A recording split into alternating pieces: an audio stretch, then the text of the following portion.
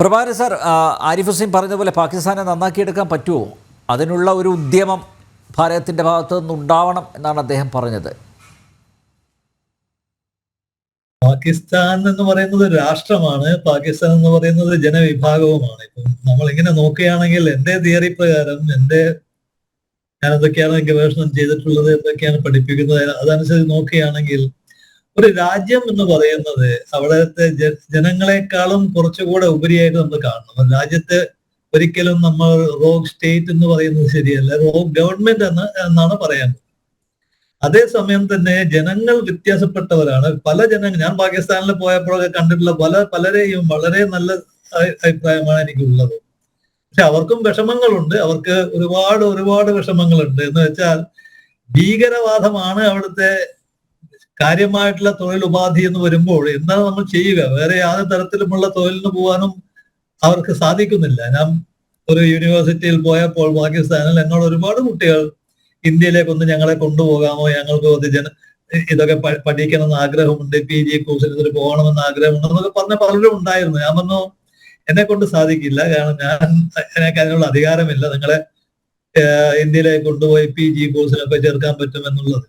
അപ്പൊ ഇങ്ങനെ നോക്കുമ്പോൾ പാകിസ്ഥാന്റെ കാര്യം വാസ്തവത്തിൽ ഈ പാർട്ടീഷൻ എന്ന് പറയുന്ന സംഗതി നടന്നതിന് ശേഷം ഏറ്റവും കഷ്ടപ്പെടുന്നത് പാകിസ്ഥാനിലെ ജനങ്ങളാണ് എന്നാണ് ഞാൻ പറയുക.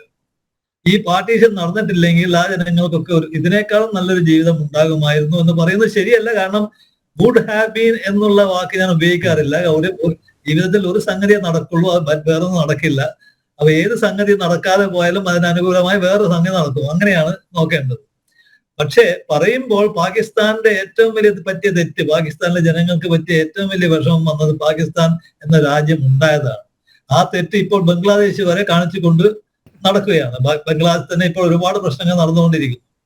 അപ്പോൾ നമുക്ക് പാകിസ്ഥാനെ നന്നാക്കി എടുക്കാൻ പറ്റില്ല, തീർച്ചയായിട്ടും നന്നാക്കി എടുക്കാൻ പറ്റില്ല. നന്നാക്കി എടുക്കാൻ പറ്റുക എന്നുള്ള ഡെഫിനേഷൻ എന്താണ്, നമ്മൾ എങ്ങനെയാണ് കൊണ്ടുവരിക, അത് സാധ്യമല്ല. പക്ഷെ പാകിസ്ഥാൻ നശിച്ചുകൊണ്ടിരിക്കുകയാണ് എന്നുള്ള ഒരവസ്ഥ നമുക്കറിയാം, എനിക്കറിയാം. പാകിസ്ഥാനിലെ ജനങ്ങൾക്ക് അറിയില്ല ഇതിനെപ്പറ്റി. അവർക്ക് അതാണ് പ്രത്യേകത ആയിട്ട് ഞാൻ കാണുന്നത്. പാകിസ്ഥാനിലെ ജനങ്ങൾക്ക് പാകിസ്ഥാൻ എന്തൊക്കെയാണ് നഷ്ടം ഓരോ ദിവസവും സംഭവിച്ചു കൊണ്ടിരിക്കുന്നത് എന്നുള്ള സാധാരണ ജനങ്ങൾക്ക് മനസ്സിലാവുകയാണെങ്കിൽ എന്നാൽ അവർ കുറച്ചുകൂടെ വ്യത്യസ്തമായി ജീവിക്കാൻ വേണ്ടി ശ്രമിക്കും എന്ന് പറയാം. ആ ശ്രമത്തിലാണ് അവിടുത്തെ ഭരണരീതിയൊക്കെ മാറിയെടുക്കാൻ പോകുന്നത്. പാകിസ്ഥാൻ എന്ന് പറയുന്ന രാജ്യത്തിന് ഒന്നിലധികം ശക്തികളാണ് പാകിസ്ഥാനെ ഭരിക്കുന്നത്. പലതരം ശക്തി, ഒരു 5-6 ശക്തികളുണ്ട്, അതിൽ 1-2 പുറത്താണ്. അപ്പൊ ഇതൊക്കെ നോക്കിയിട്ട് വേണം പാകിസ്ഥാനിലെ അതൊന്നും പാകിസ്ഥാനിലെ ജനങ്ങൾക്ക് അറിയില്ല, ജനങ്ങളെ ഭരിക്കുന്നവർക്ക് മാത്രമേ അറിയുകയുള്ളൂ. അപ്പോൾ അങ്ങനെയുള്ള ഒരു അവസ്ഥയിൽ എങ്ങനെയാണ് പാകിസ്ഥാൻ നമ്മൾ മുന്നോട്ട് കൊണ്ടുപോവുക എന്ന് ചോദിച്ചാൽ പാകിസ്ഥാൻ വന്ന് ഇന്ത്യയോട് സഹായം അഭ്യർത്ഥിക്കണം. അപ്പൊ ഇന്ത്യയാണ് പാകിസ്ഥാനെ നമ്മളിലേക്ക് ആകർഷിച്ചുകൊണ്ട് പാകിസ്ഥാന് നമ്മളാണ് ഉള്ളത് എന്നുള്ളത് മനസ്സിലാക്കി കൊടുക്കണം. അത് സാധിക്കുമോ? അതൊന്നും അത്ര എളുപ്പമല്ല, കാരണം നമുക്കും നമ്മുടേതായ പ്രശ്നങ്ങളുണ്ട്. അപ്പൊ ഇന്ത്യ എന്ന് പറയുന്ന രാജ്യത്ത് താമസിക്കുന്ന നമ്മളൊക്കെ, ഇന്ത്യക്കാരായ നമുക്കൊക്കെ എന്താ ചെയ്യേണ്ടത്? നമുക്ക് നല്ലൊരു ഗവൺമെന്റ് ഉണ്ടോ എന്ന് മാത്രമേ നോക്കേണ്ട ആവശ്യമുള്ളൂ. ബാക്കിയുള്ള രാജ്യങ്ങളിൽ വരുന്ന കഷ്ടപ്പാടവും തീർക്കാനുള്ള വ്യക്തികളല്ല നമ്മൾ. നമുക്ക് നല്ലൊരു ഗവൺമെന്റ് ഉണ്ടായാൽ ആ ഗവൺമെന്റിനെ നമ്മൾ എങ്ങനെയാണ് പറഞ്ഞ് മനസ്സിലാക്കി കൊടുക്കുക, എന്നിട്ട് അവരെ കൊണ്ട് എങ്ങനെയാണ് ഭരിപ്പിക്കുക എന്നുള്ളതാണ് ജനങ്ങൾ നോക്കേണ്ടത്. കാരണം ജനങ്ങളാണല്ലോ ഇവരുടെ ഗവൺമെന്റിനെ ഉണ്ടാക്കുന്നത്. അങ്ങനെയുള്ള ഒരു സംഗതി നമ്മൾ നോക്കുകയാണെങ്കിൽ എനിക്ക് തോന്നുന്നത് ഇപ്പോൾ തർക്കമില്ലാത്തൊരു ഗവൺമെന്റ് നമുക്കുണ്ട്. ആ ഗവൺമെന്റിനെ നമുക്ക് വിശ്വസിക്കാം. ഇന്ത്യക്കെതിരായിട്ടുള്ള ഒരു പ്രവൃത്തിക്കും അവർ പോവില്ല. അപ്പോൾ ഇന്ത്യ എന്ന് പറയുന്നത് എന്താണ്, അതും നമ്മൾ മനസ്സിലാക്കണം. വളരെ വളരെ വളരെ കാലമായിട്ടുള്ള ലോങ്ങസ്റ്റ് ഹ്യൂമൻ കണ്ടിന്യൂം ആയിട്ടാണ് ഞാൻ ഇന്ത്യയെ കാണുന്നത്. എന്നാണ് ഇന്ത്യ എന്ന് പറയുന്ന, ഭാരതം എന്ന് പറയുന്ന രാഷ്ട്രം തുടങ്ങിയത് നമുക്ക് പറയാൻ പറ്റില്ല. എത്രയോ വർഷങ്ങൾക്ക് മുമ്പ് തുടങ്ങിയതാണ്, അത് പൊട്ടിപ്പോയിട്ടില്ല, അതിന്റെ കണ്ടിന്യൂം നഷ്ടപ്പെട്ടിട്ടില്ല. നേരെ മറിച്ച് പാകിസ്ഥാൻ തുടങ്ങിയത് തന്നെ 1947 അതിനുശേഷം 1971 ഒന്ന് മുറിഞ്ഞു. ആ മുറിയിൽ പാകിസ്ഥാൻ രണ്ടാമതും മാറി. ഇപ്പോഴത്തെ പാകിസ്ഥാൻ 2.0 എന്ന് പറയാം. ഞാൻ അങ്ങനെയാണ് പറയാറ് സാധാരണ. എന്നാൽ മാത്രമേ എനിക്ക് പറഞ്ഞു കൊടുക്കാൻ പറ്റുള്ളൂ കുട്ടികൾക്കൊക്കെ. വിദ്യാഭ്യാസം പഠിക്കുന്ന കുട്ടികളൊക്കെ നാഷണൽ സെക്യൂരിറ്റിയെ പറ്റി പഠിപ്പിക്കുമ്പോൾ ഇങ്ങനെ എളുപ്പത്തിൽ പറഞ്ഞു കൊടുക്കും. പാകിസ്ഥാൻ എന്ന് പറയുന്ന രാജ്യം ഇന്ത്യയിൽ നിന്ന് പോയതാണ്, അത് പിന്നീട് മുറിഞ്ഞുപോയി. ഇനിയും മുറിയുമോ എന്നുള്ളതാണ്. ഇനിയും മുറിഞ്ഞു കഴിഞ്ഞാൽ പാകിസ്ഥാൻ ഉണ്ടാവുമോ ഇല്ലയോ എന്ന് നമുക്ക് പറയാൻ പറ്റില്ല. ഈ ലോകത്തിലെ ഏറ്റവും കണ്ടിന്യൂറ്റി കുറഞ്ഞ രാജ്യമാണ് സൗത്ത് സുഡാൻ എന്ന് പറയാം, അല്ലെങ്കിൽ സൊമാലിയ എന്ന് പറയാം. കാരണം സൊമാലിയ പൊളിഞ്ഞിട്ട് പിന്നീട് രണ്ടാമതും വന്നത് രാജ്യമാണ്. അമേരിക്കയാണ് കണ്ടിന്യൂം വേറൊരു കണ്ടിന്യൂ. അത് 250 വർഷങ്ങളായിട്ടില്ല. അടുത്ത വർഷം അത് 250 വർഷമാവും അമേരിക്ക എന്നുള്ള രാജ്യത്തിന്റെ കണ്ടിന്യൂറ്റിക്ക്. ഇന്ത്യ അങ്ങനെയല്ല. ഇന്ത്യ എത്രയോ കാലങ്ങളായി, ആയിരക്കണക്കിന് വർഷങ്ങളായിട്ടുള്ള ഒരു കണ്ടിന്യൂമാണ്. ഈ കണ്ടിന്യൂം തിയറി എന്ന് പറയുന്ന ഒരു പ്രത്യേക സംവിധാന വിഷയമാണ് ജിയോ സ്ട്രാറ്റജിയിൽ. ഞാൻ അതിനെപ്പറ്റി പറയാറുണ്ട്. അപ്പോൾ അതാണ് നമ്മൾ നോക്കേണ്ടത്. അപ്പോൾ പാകിസ്ഥാനെ ശരിയാക്കാൻ നമുക്ക് പറ്റില്ല, പഠിപ്പിക്കാനും നമുക്ക് പറ്റില്ല. കാരണം നമ്മളും പാകിസ്ഥാനുമായി അങ്ങേ അറ്റത്തെ വ്യത്യാസമുണ്ട് ജനങ്ങളിൽ. അപ്പോൾ ഈ പാകിസ്ഥാൻ എങ്ങനെയെങ്കിലും ജനങ്ങൾക്ക് മനസ്സിലാക്കുന്ന ഒരു അവസ്ഥയിൽ വരികയാണെങ്കിൽ, പാകിസ്ഥാൻ ഇന്ത്യ മാത്രമേ ഉള്ളൂ എന്ന് പാകിസ്ഥാൻ മനസ്സിലാവുകയാണെങ്കിൽ, പാകിസ്ഥാൻ ഒരുപക്ഷെ പല മാറ്റങ്ങളും വരാം. പാകിസ്ഥാൻ ഒരു ന്യൂക്ലിയർ രാജ്യമാണെന്നാണ് പലരും പറഞ്ഞു വന്നത്. ന്യൂക്ലിയർ രാജ്യമല്ല പാകിസ്ഥാൻ. ന്യൂക്ലിയർ ആയുധങ്ങൾ സ്റ്റോർ ചെയ്യുന്ന രാജ്യമാണ്. ഏതോ ഒരു രാജ്യത്തിന് വാടക കൊടുക്കുകയാണ്, ക്ലോക്ക് റൂം വാടക കൊടുക്കുന്ന മാതിരി.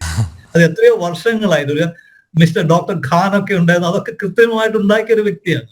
അതേസമയം സുൽഫിക്കർ അലി ഭൂട്ടോ പോയിട്ട് ആണ് ആദ്യം അവിടെ ന്യൂക്ലിയർ ആയുധ പരീക്ഷണം നടത്തി എന്നൊക്കെ പറയാറുണ്ട്. നമ്മൾ നടത്തിയത് കൊണ്ടാണ് സുൽഫിക്കർ അലി ഭൂട്ടോ ചെയ്തതെന്നൊക്കെ പറയാറുണ്ട്. അതൊന്നും ശരിയല്ല. പാകിസ്ഥാൻ ഒരു അണ്വായുധ രാജ്യമല്ല. അണ്വായുധങ്ങൾ അവിടെ പാർക്ക് ചെയ്തിരിക്കുന്നു. അതായത് നിങ്ങളുടെ വീട്ടിലെ ഗാരേജിൽ വേറൊരാളുടെ കാറ് പാർക്ക് ചെയ്ത മാതിരി. അതിനെയാണ് ഇന്ത്യ ഇവർക്കിപ്പോൾ ലോകത്തിൽ പലർക്കും പറഞ്ഞ് മനസ്സിലാക്കി കൊടുത്തിരിക്കുന്നു. നമുക്കറിയാം അത് എവിടെയാ ഉള്ളത്, നമുക്കറിയാം. അതൊക്കെ നമ്മളിപ്പോ പറയേണ്ട ആവശ്യമില്ല. അപ്പൊ ഈ പാകിസ്ഥാനെ ഒന്ന് ശരിയാക്കി എടുക്കണമെങ്കിൽ ആര് വേണം?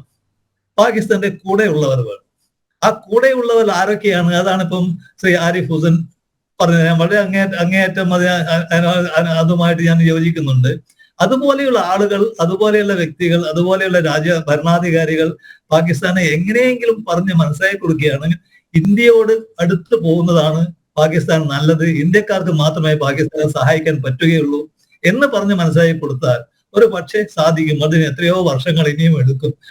അതിനുള്ളിൽ തന്നെ പാകിസ്ഥാൻ നശിച്ചു പോകുമോ എന്ന് എനിക്ക് സംശയമുണ്ട്. അത് പറയാൻ പറ്റില്ല ഇപ്പോഴും. ഇവിടെ ഇതൊരു പാകിസ്ഥാനെ ചേഞ്ച് ചെയ്ത് ഇന്ത്യ സൗഹൃദമാക്കിയെടുക്കാം എന്ന് പറയുന്നത് യഥാർത്ഥത്തിൽ ആ ജനുസ് തന്നെ മാറ്റിയെടുക്കുന്നതിന് തുല്യമാണ്. അതത്ര എളുപ്പമുള്ളൊരു കാര്യമല്ല. പക്ഷേ യഥാർത്ഥത്തിൽ നമ്മൾ ഹൂം ഡു വി അഡ്രസ്, ആരെയാണ് അഡ്രസ്സ് ചെയ്യുന്നത്? നമ്മൾ പാകിസ്ഥാൻ സൈന്യത്തെയാണോ, ഇപ്പോഴത്തെ രാഷ്ട്രീയ വ്യവസ്ഥിതിയാണോ, അതോ ജനങ്ങളെയാണോ? എനിക്ക് തോന്നുന്നത് ഇതിന് സൈന്യത്തെ മാറ്റി നിർത്തി ഒരു രാഷ്ട്രീയ വ്യവസ്ഥിതിയെ മാറ്റിമറിക്കാൻ തക്ക രീതിയിൽ ജനമനസ്സുകളിൽ ഒരു ചേഞ്ചിൻ്റെ വിത്ത് പാകുക. ഇതത്ര എളുപ്പം, ഇത് തിയറൈസ് ചെയ്യാൻ എളുപ്പമാണ്. പക്ഷേ അത് പ്രാക്ടിക്കലി കൊണ്ടുവരാൻ ബുദ്ധിമുട്ടാണ്. ഈ സോവിയറ്റ് യൂണിയനിൽ കമ്മ്യൂണിസം തകർന്നത് എങ്ങനെയാണ്? അമേരിക്കയുടെ അതിശക്തമായ ഒരു പ്രൊപ്പഗാൻഡ മെഷീനറി അവിടെ വർക്ക് ചെയ്തു. ആഭ്യന്തരമായി ഉണ്ടായ ഒരു ചേഞ്ച്, ഗോർബച്ചേവ് കൊണ്ടുവന്ന ഒരു ചേഞ്ച്. ഇതുപോലെ രാഷ്ട്രീയ സ്പെക്ട്രത്തിൽ ഇമ്രാൻഖാൻ ആകട്ടെ മറ്റേതെങ്കിലും ആകട്ടെ ഇന്ത്യ വിരുദ്ധതയിൽ അധിഷ്ഠിതമല്ലാത്ത ഒരു രാഷ്ട്രീയ ടേസ്റ്റ് അവിടെ വരികയും അതിനെ നട്ടു നനച്ച് വളർത്തുകയും ചെയ്യുക എന്നതാണ് ഒരു കാര്യം. അങ്ങനെ വരുമ്പോൾ ആർമിയുടെ നീരാളിപ്പിടുത്തത്തിൽ നിന്നും, സൈന്യത്തിൻ്റെ നീരാളിപ്പിടുത്തത്തിൽ നിന്നും ഒരു വ്യവസ്ഥിതിയെ മോചിപ്പിക്കണം എന്ന ഒരു മുറവിളി തെരുവുകളിൽ നിന്നുണ്ടാവുകയാണ്. അങ്ങനെ ഉണ്ടായാൽ യഥാർത്ഥത്തിൽ സൈന്യം പാകിസ്ഥാന്റെ ആസ്തികളെ കാർന്ന് തിന്നുന്ന ഒരു ക്യാൻസർ ആയിരുന്നു. അവരെ ഇതുവരെ നമ്മൾ ചുമക്കുകയായിരുന്നു. നമ്മുടെ എല്ലാ ബുദ്ധിമുട്ടുകളുടെയും അടിസ്ഥാനം ഈ സൈന്യം തിന്ന് കൊഴുത്ത് വളർന്നതാണ്. സൈന്യം ആവശ്യമാണ്, തീർച്ചയായിട്ടും സൈന്യം ബാരക്കുകളിൽ ഒതുങ്ങേണ്ടതാണ്, അല്ലാതെ വ്യവസ്ഥയെ നയിക്കേണ്ടതല്ല. ഈ ബോധം ജനതയ്ക്കുണ്ടാകുന്ന രീതിയിൽ മറ്റ് രാജ്യങ്ങൾ ഉൾപ്പെടെ, അറബ് രാജ്യങ്ങൾ ഉൾപ്പെടെ, സഹോദര ഇസ്ലാമിക രാജ്യങ്ങൾ ഉൾപ്പെടെ ആ കാര്യം ഷെയർ ചെയ്യുക. അത് പാകിസ്ഥാൻ ജനത മനസ്സിലാക്കുക. അങ്ങനെ മാത്രമേ ഒരു ചേഞ്ച് ഉണ്ടാകൂ. അല്ല എങ്കിൽ ഈ DNA ഇതുപോലെ തന്നെ നിൽക്കാനുള്ള സാധ്യതയും കാണുന്നുണ്ട്. ഓക്കെ, അങ്ങനെ ഒരു ബോധ്യവും പാകിസ്ഥാൻ ജനതയ്ക്ക്